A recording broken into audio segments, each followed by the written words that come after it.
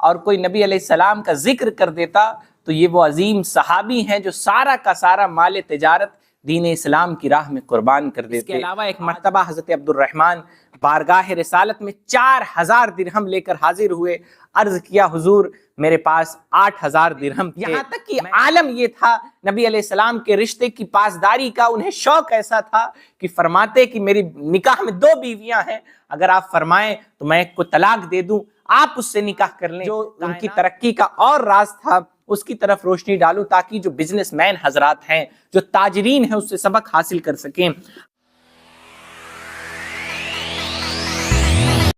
بسم اللہ الرحمن الرحیم والصلاة والسلام علی رسولہ الکریم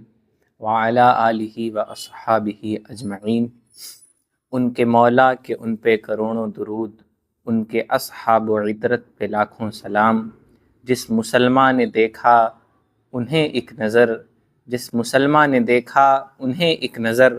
اس نظر کی بصارت پہ لاکھوں سلام، اس نظر کی بصارت پہ لاکھوں سلام۔ ناظرین کرام، میں آپ کا میزبان محمد انس قادری، آپ دیکھ رہے ہیں دستک سلام سیریز ہے عشرہ مبشرہ صحابہ اکرام رضی اللہ تعالی عنہم کے حیات طیبہ پر مشتمل، اسلام کے وہ مضبوط پلر جنہوں نے اسلام کی آبپاشی میں مکمل تندہی کے ساتھ اپنی زندگی لگائی، اپنی جان، اپنا مال، اپنی دولت، اپنی طاقت، سب کچھ جن لوگوں نے اسلام کو توانا کرنے میں صرف کی، انہی کا ذکر ہے۔ آج ہم اس مقدس ہستی کا ذکر اس کڑی میں آپ کے سامنے پیش کریں گے جنہوں نے زبان رسالت سے جنت کی بشارت پائی، اسلام کے اگنیا میں سے یعنی امیر لوگوں میں سے،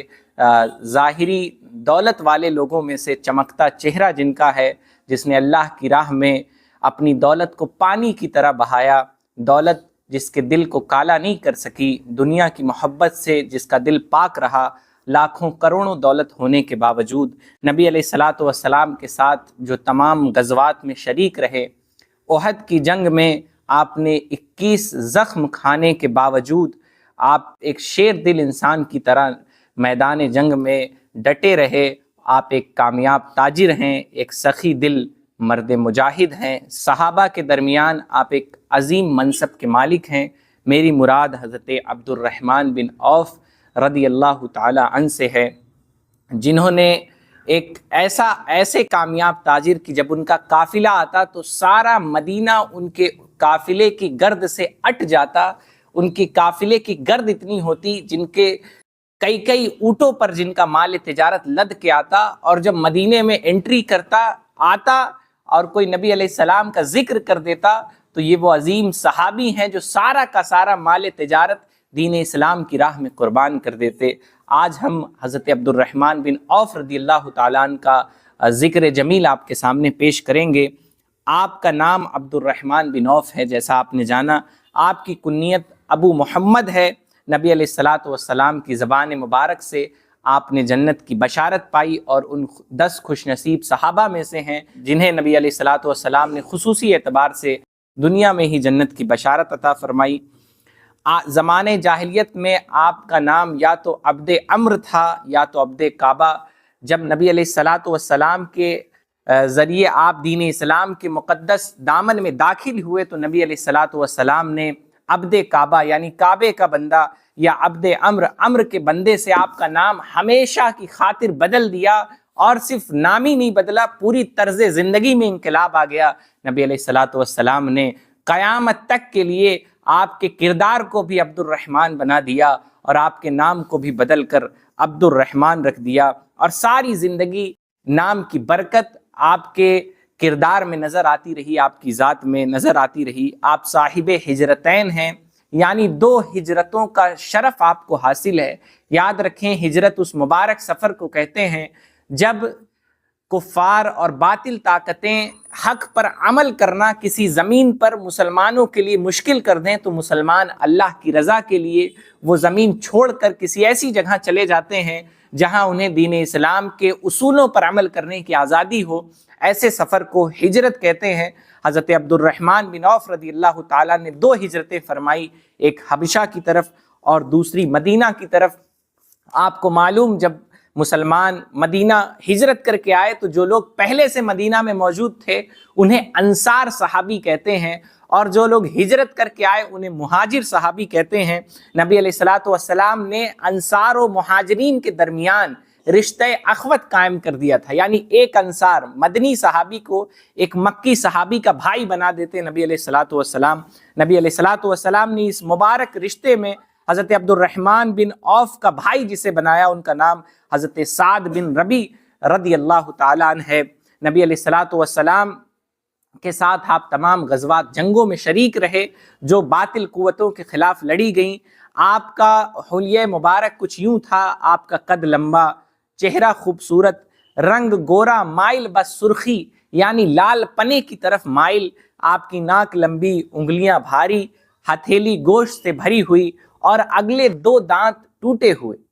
اور پیر میں تھوڑا سا لنگڑا پن تھا۔ یہ دونوں چیزیں یعنی آگے کے 2 دانت ٹوٹنا اور پیر کا لنگڑا پن یہ جنگ احد کے بعد آپ کی ذات میں آیا تھا۔ اللہ تعالیٰ نے حضرت عبد الرحمن کو بے شمار خوبیوں کا مالک بنایا، وہ زمین اور آسمان میں تمام امانتوں کے پاسدار ہیں، امہات المومنین پر نبی علیہ السلام کی طرف سے امین مقرر کیے گئے، زمین میں اللہ تعالیٰ کی طرف سے وکیل ہیں۔ اور قرآن مجید کی آیت الذین ينفقون اموالهم فی سبیل اللہ، یہ وہ لوگ جو اللہ کی راہ میں اپنے مال خرچ کرتے ہیں، آپ اس کی سچی مصداق ہیں، اور آپ ایسے امام المسلمین ہیں جن کی اقتداء میں خود نبی علیہ الصلوۃ والسلام نے نماز ادا فرمائی۔ آپ کو معلوم ہونا چاہیے کہ بہت کم ایسے صحابی ہیں جن کی اقتداء نبیوں نے کی ہے، تو آپ ان مبارک صحابہ میں شامل ہیں جن کی اقتداء میں خود نبی علیہ الصلوۃ والسلام نے نماز ادا فرمائی ہے۔ میں آپ کے سامنے وہ روایت پیش کروں جس سے ظاہر ہوتا ہے کہ نبی علیہ السلام نے کس طرح سے آپ کی اقتداء فرمائی تھی۔ واقعہ کچھ یہ ہے کہ حضرت مغیرہ بن شعبہ کا واقعہ ہے کہ نبی علیہ الصلوۃ والسلام کے ساتھ وہ غزوہ تبوک میں شریک تھے۔ ایک مرتبہ نبی علیہ الصلوۃ والسلام کسی ضرورت کے پیش نظر، قضاء حاجت کے پیش نظر نبی علیہ الصلوۃ والسلام کے ساتھ حضرت مغیرہ فرماتے ہیں کہ میں پانی لے کر نبی علیہ السلام کے پیچھے پیچھے گیا، نبی علیہ السلام بھی قضاء حاجت کے لیے تشریف لے گئے۔ فرماتے ہیں یہ بات نماز فجر سے کچھ پہلے کی ہے، جب آپ صلی اللہ تعالیٰ علیہ وسلم تشریف لائے تو حضرت مغیرہ فرماتے میں نے پانی ڈالنا شروع کیا، نبی علیہ السلام نے وضو فرمایا، اپنے موزوں پر مسح کیا اور پھر ہم لوگ واپس چل پڑے۔ فرماتے میں بھی نبی علیہ السلام کے ساتھ لوٹ رہا تھا تو ہم نے دیکھا کہ لوگ حضرت عبد الرحمن بن عوف کی اقتداء میں نماز ادا کر رہے ہیں۔ نبی علیہ الصلوۃ والسلام کو فجر کی 2 رکعتوں میں سے 1 رکعت ملی تو نبی علیہ السلام نے 1 رکعت جماعت کے ساتھ ادا فرمائی اور پھر دوسری تنہا بخود مکمل فرمائی۔ اس حدیث کو امام بخاری نے روایت فرمایا ہے۔ ایک روایت میں ہے حضرت عبد الرحمن نے جب پیچھے ہٹنے کا ارادہ فرمایا لیکن سرکار علیہ الصلوۃ والسلام نے اشارہ فرما کر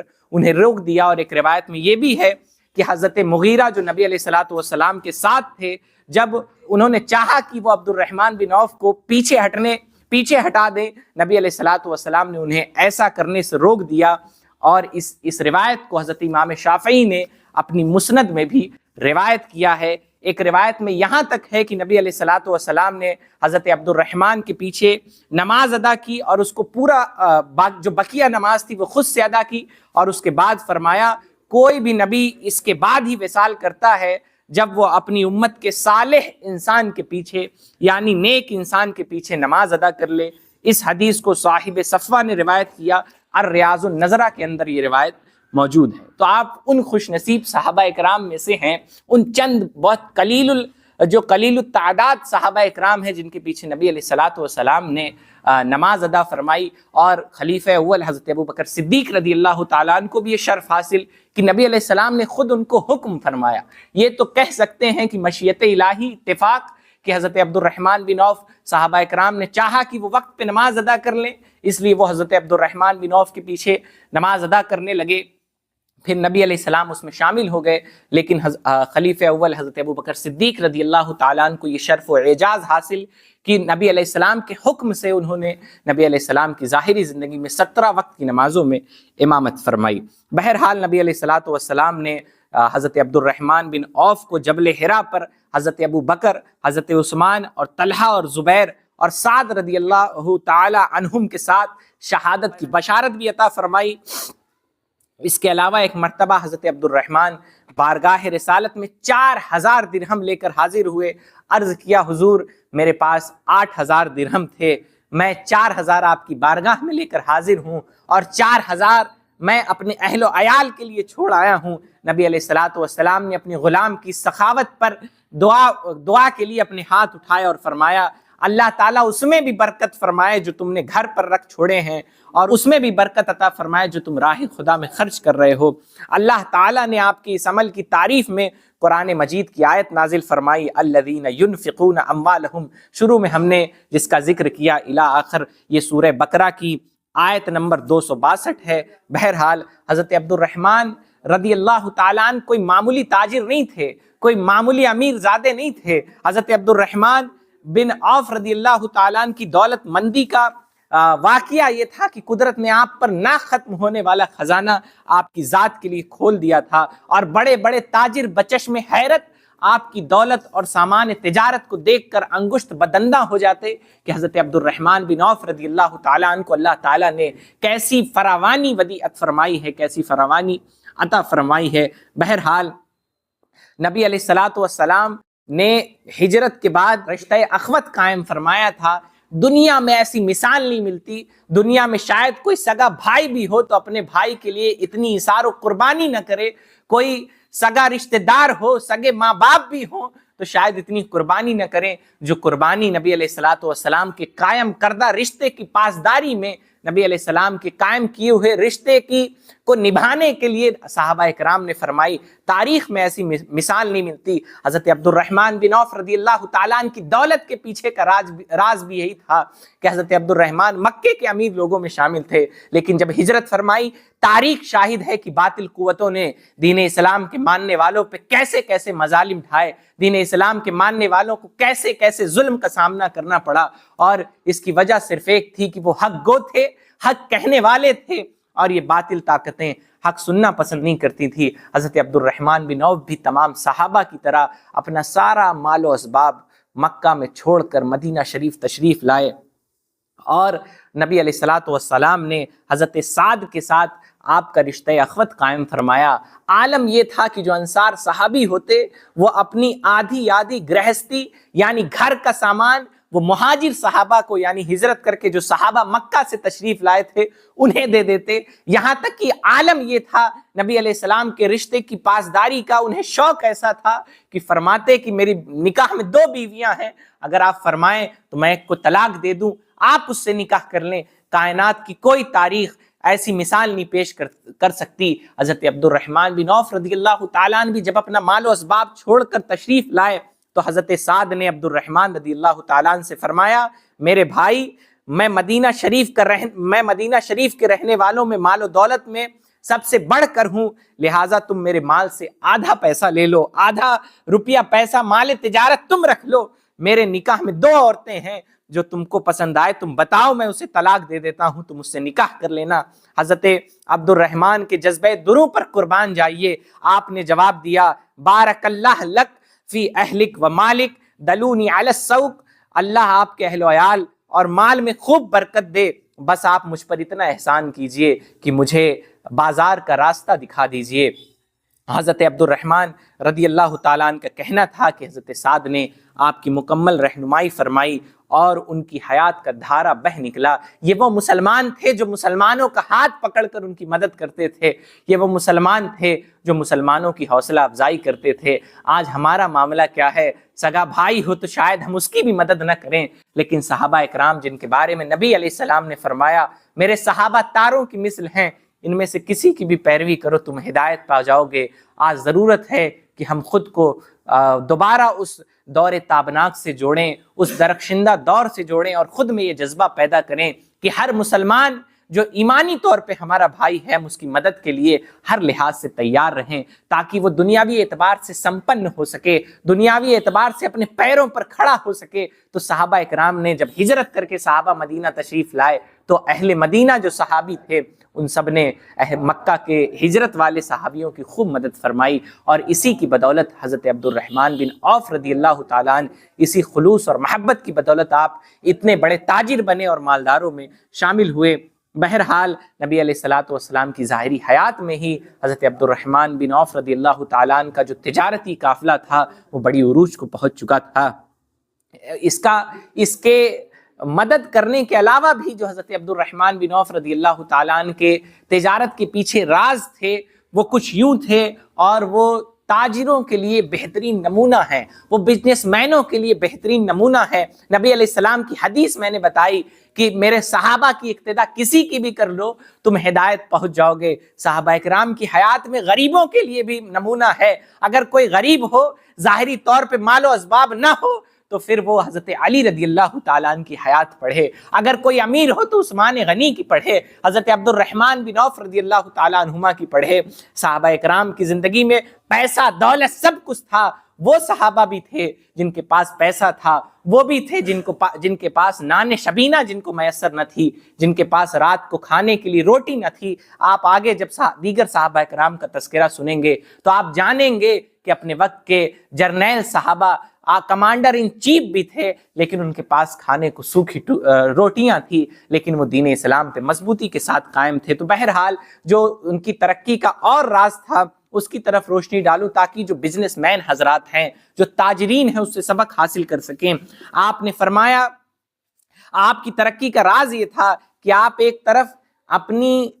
تجارت کو ترقی دینے میں کوئی کسر نہیں چھوڑتے، اور دوسری طرف آپ نے رزق حلال کو اپنے اوپر لازم کر رکھا تھا۔ آپ حرام کی طرف کبھی راغب نہ ہوتے، آپ حرام کی طرف کبھی محبت کی نگاہ سے نہ دیکھتے۔ یہ بات تو بہت دور کی ہے کہ صحابہ اکرام حرام کو اختیار کرتے۔ اللہ کی قسم جب آپ تاریخ کا مطالعہ کریں گے تو آپ کو معلوم ہوگا صحابہ اکرام نے کسی حرام شے کی طرف محبت بھری نگاہ سے دیکھا بھی نہیں ہے، حرام چیزوں کی طرف محبت بھری نگاہ سے دیکھا بھی نہیں ہے۔ تو مسلمانوں کو بھی چاہیے دنیا میں جن چیزوں کو اللہ تعالیٰ نے حرام کیا ہے اس کی طرف نہ دیکھیں، اس کی طرف نگاہ نہ کریں، انہیں اختیار نہ کریں۔ تو بہرحال آپ کی ترقی کا پہلا راز یہ تھا کہ آپ نے رزق حلال کی تلاش کو اپنے اوپر لازم کر لیا تھا، اور حرام سے اجتناب یعنی بچنے کو لازم کر رکھا تھا۔ بلکہ حرام تو حرام، وہ چیزیں جو مشتبہ ہوتی، جن میں شک ہوتا، صحابہ اکرام ان کے قریب بھی نہیں جاتے۔ دوسری خاص وجہ یہ تھی کہ یہ تجارت صرف عبد الرحمن رضی اللہ تعالیٰ عنہ کو نفع پہنچانے کے لیے نہیں تھی، بلکہ دین اسلام کو تقویت پہنچانے کے لیے تھی۔ وہ اس نیت سے تجارت کرتے تھے کہ اگر ہماری تجارت فروغ پا گئی، ہمارے پاس مال و دولت آ گیا، تو پھر ہم دین اسلام کی مدد کریں گے، ہم دین اسلام کے لیے اپنے مال و دولت پیش کریں گے۔ لیکن آج دیکھیں لوگ تجارت کر رہے ہیں، آج پیسے روپے والے لوگ موجود ہیں، کوئی نہیں کہہ سکتا مسلمان غریب ہیں۔ 40-40 لاکھ کی شادیاں مسلمانوں کے وہاں ہو رہی ہے۔ ہاں مسلمان اس موقع پر غریب ضرور ہیں جب تعلیم کی بات آتی ہے، جب تعلیم گاہوں میں اعلیٰ معیار تعلیم کی بات آتی ہے، مسلمان اس موقع پر غریب ضرور ہیں۔ مسلمان اس موقع پر غریب ضرور ہیں جب ان کے بچوں کی تعلیم کا سلسلہ چالو کرنے کی بات آتی ہے تو اس وقت منقطع ہو جاتا ہے کہ نہیں پیسے تو نہیں ہیں، لیکن غریب سے غریب بھی ہو تو وہ پیسوں کا انتظام کر کے 4 لاکھ کی، 5 لاکھ کی، 10 لاکھ کی شادیاں ضرور کرتا ہے۔ تو بہرحال صحابہ اکرام کا جو مقصد تھا پیسہ کمانے کا، وہ اپنے دین کو تقویت پہنچانا تھا، اور دین کا ایک وافر حصہ، بڑا حصہ ان کے مال میں یہ متعین تھا، اور ان کے پیسوں کے ذریعے رشتے جوڑے جاتے تھے، غربا مساکین کی مدد کی جاتی تھی، لوگوں کے غم کو دور کیا جاتا تھا، لشکر اسلام کو آراستہ کیا جاتا تھا۔ یاد رکھیں دنیا کے دولت مندوں کا اگر ذکر ہوگا تو ان کے نفع کے نام سے ان کا ذکر ہوگا کہ فلانا جو تاجر ہے، فلانا جو بزنس مین ہے اس کو اتنا نفع حاصل ہوا، فلانا جو بزنس مین ہے اس کے پاس اتنے ڈالر ہیں، اس کے پاس اتنے روپیز ہیں، اس کے پاس اتنی کرنسی ہے۔ لیکن جب حضرت عبد الرحمن بن عوف رضی اللہ تعالیٰ عنہ کے مال و دولت کا ذکر کیا جائے گا تو اللہ کی راہ میں خرچ کیے جانے سے پہچانا جائے گا۔ کوئی یہ نہ کہے گا کہ حضرت عبد الرحمن بن عوف رضی اللہ تعالیٰ عنہ کے پاس صرف مال و دولت تھی، لوگ کہنے پر مجبور ہوں گے کہ وہ تاجر تھے جنہوں نے اللہ کی راہ میں اپنے مال کو پانی کی طرح بہایا۔ بہرحال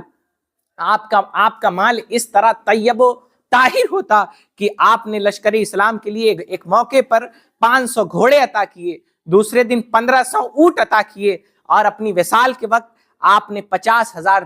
دینار خیرات کرنے کی وصیت فرمائی، اور کہا کہ وہ صحابہ اکرام جو جنگ بدر میں شریک تھے اور وہ بقید حیات ہیں، یعنی ابھی زندہ ہیں، ان کی بارگاہ میں بھی 400 دینار ان کی بارگاہ میں بھی پیش کیے جائیں، یہاں تک کہ خود حضرت عثمان غنی رضی اللہ تعالیٰ عنہ جو مسلمانوں کے تیسرے خلیفہ ہیں، انہوں نے بھی حضرت عبد الرحمن بن عوف رضی اللہ تعالیٰ عنہ کی وصیت کردہ مال سے اپنا حصہ لیا تھا، کیونکہ آپ بھی بدری صحابہ میں ہیں، اور فرمایا تھا اس موقع پر کہ عبد الرحمن کا مال حلال اور پاک ہے، اور اس کو کھانا عافیت اور برکت کا سبب ہے۔ پتہ چلا حلال اور طیب مال اگر آپ کھائیں گے، اس سے جسم پر کپڑے پہنیں گے، اس سے اپنے جسم کو غذا دیں گے، تو اللہ تعالیٰ کے وہاں بھی قیامت میں بھی عافیت ہے اور دنیا میں بھی عافیت ہے۔ لیکن اس کا برعکس بھی ہے کہ اگر حرام مال کھائیں گے، وہ چیزیں کھائیں گے جو اللہ تعالیٰ کی حرام کی ہوئی ہیں، جھوٹ بول کر پیسہ کمائیں گے، تو دنیا میں بھی پریشانی ہے،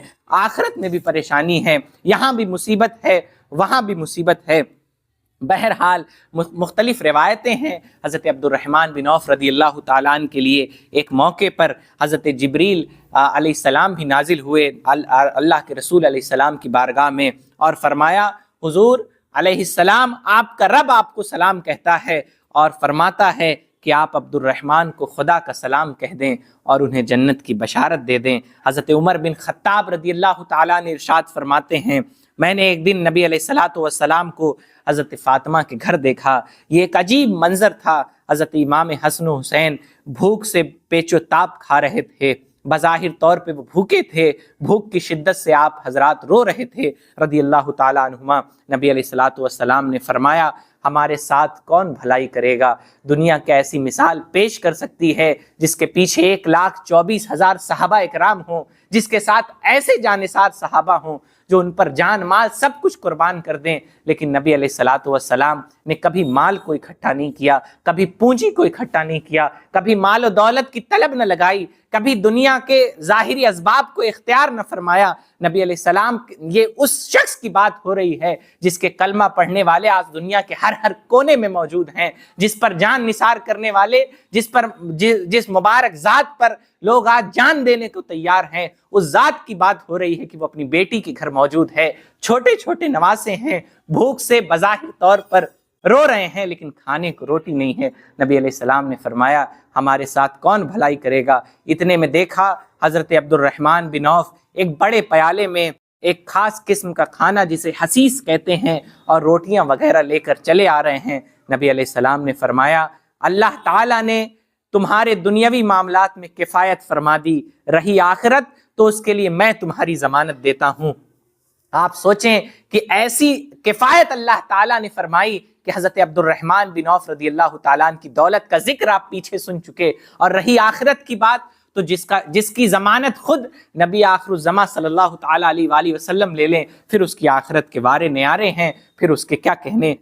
اس کے علاوہ بھی مختلف موقعوں پہ نبی علیہ السلام نے حضرت عبد الرحمن بن عوف رضی اللہ تعالیٰ عنہ کے لیے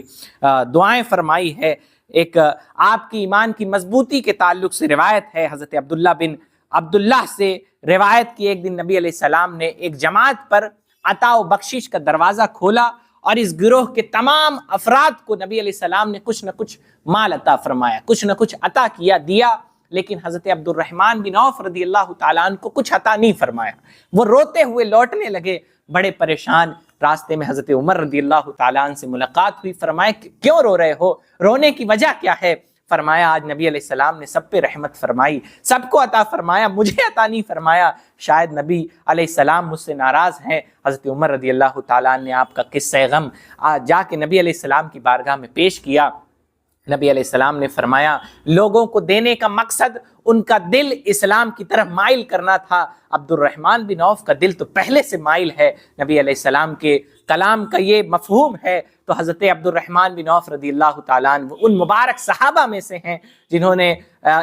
پختہ ایمان پایا، جو تسلف فی الدین کے مالک ہیں، جنہوں نے اپنی زندگی دین اسلام کے لیے لگائی۔ بہرحال حضرت ابو بکر رضی اللہ تعالیٰ عنہ، حضرت عمر رضی اللہ تعالیٰ عنہ، سب آپ نے اپنے دور میں حضرت عبد الرحمن بن عوف رضی اللہ تعالیٰ عنہ کا احترام کرتے رہے، آپ کے رائے کو ملحوظ کرتے رہے، آپ کا ادب کرتے رہے اور آپ پہ نوازشات کرتے رہے، اور اس کے علاوہ آپ کی زندگی کا جو ایک اور اہم پہلو ہے وہ خوف خدا ہے۔ حضرت عبد الرحمن بن عوف کے بارے میں ہم نے بتایا کہ آپ مال و دولت میں بڑی فراوانی رکھتے تھے، آپ کے پاس بہت مال و دولت تھی۔ جب آپ کا قافلہ آتا تو مدینہ شریف کی فضائیں دھول سے اٹ جاتی، لوگ تعجب کرتے کس کا قافلہ ہے کہ اتنے جہاں تک نگاہیں جاتی ہیں وہاں اونٹ ہی اونٹ نظر آتے ہیں، لیکن آپ کے دل، مال و دولت نے آپ کے دل کو کالا نہیں کیا تھا، آپ کے دل کو خوف خدا سے خالی نہیں کیا تھا۔ حضرت ابراہیم بن عبد الرحمن جو حضرت عبد الرحمن کے بیٹے ہیں، فرماتے ہیں کہ میرے والد حضرت عبد الرحمن بن عوف روزے سے تھے، جب ان کے سامنے شام کو کھانا پیش کیا گیا تو کہنے لگے مصعب بن عمیر کو شہید کر دیا گیا، وہ لوگوں میں مجھ سے زیادہ بہتر تھے، انہیں ایسی چادر میں کفن دیا گیا کہ ان کا سر چھپاتے تو پیر کھل جاتا اور اگر پیروں کو چھپاتے تو سر کھل جاتا۔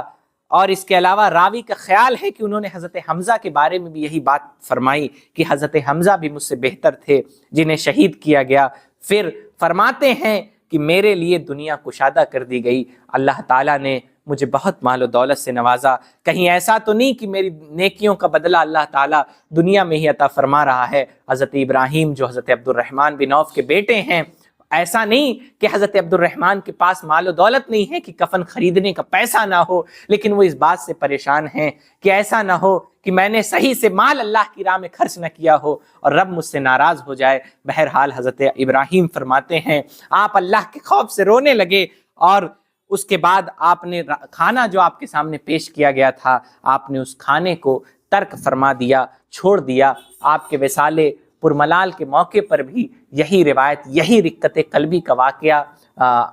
ملتا ہے کہ آپ نے اسی طرح کی بات اپنے وصال کے موقع پر بھی فرمائی تھی۔ آپ کی وفات 31 ہجری میں مدینہ منورہ میں ہوئی، ایک قول 32 ہجری کا بھی ہے۔ وقت وصال آپ کی عمر مبارک 75 سال تھی، بعض حضرات کے مطابق 72 سال۔ آپ جنت البقیع میں دفن کیے گئے۔ آپ کی نماز جنازہ آپ کی وصیت کے مطابق حضرت عثمان غنی رضی اللہ تعالیٰ عنہ نے پڑھائی۔ آپ کے نماز جنازہ کے بارے میں حضرت سعد بن ابی وقاص فرماتے ہیں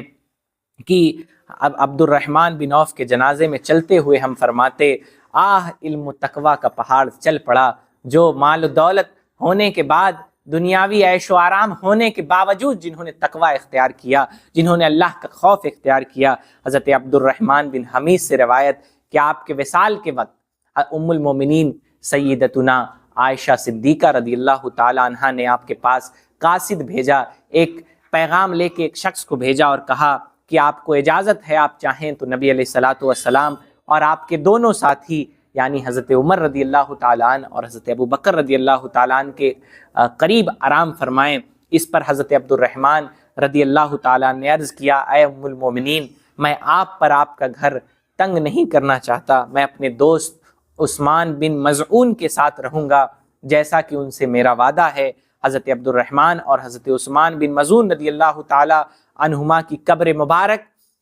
یہ پاس پاس ہے، اور نبی علیہ السلام کے شہزادے حضرت ابراہیم رضی اللہ تعالیٰ عنہ کی جو قبر مبارک جس پہ پہلے قبہ بھی بنا ہوا تھا، انہی کے قریب میں جو ہے آپ دونوں لوگوں کی قبر مبارک ہے۔ ہمیں چاہیے کہ مسلمان جب وہاں حاضر ہوں تو جنت البقیع میں حضرت عبد الرحمن بن عوف رضی اللہ تعالیٰ عنہ کی بارگاہ میں عقیدتوں کا نذرانہ ضرور پیش کریں۔ اللہ تعالیٰ کی بارگاہ میں دعا ہے کہ مولا کریم ہمیں اپنے اسلاف کی زندگی پڑھنے، اس پہ عمل کرنے اور ان کی تعلیمات کے مطابق، ان کے مشن کے مطابق اپنی زندگی ہمیں گزارنے کی توفیق عطا فرمائے۔ دوران بیان کوئی غلطی خطا ہوئی ہو تو اسے معاف فرمائے۔ استغفر اللہ ربی من کل ذنب واتوب الیہ۔ امید ہے کہ سیریز کے ویڈیوز آپ پسند فرما رہے ہوں گے۔ کمنٹ باکس میں اپنی قیمتی آراء اور مشوروں سے ضرور نوازیں۔ ہمارے ویڈیوز کو لائک کریں، شیئر کریں، چینل کو سبسکرائب کریں اور دوسروں کو بھی ترغیب دلائیں کہ وہ اس اسلامک چینل کو سبسکرائب کریں تاکہ دین اسلام کا صحیح پیغام بر وقت آپ کو حاصل ہو سکے۔ محمد انس قادری، دستک سلام، گورکھپور۔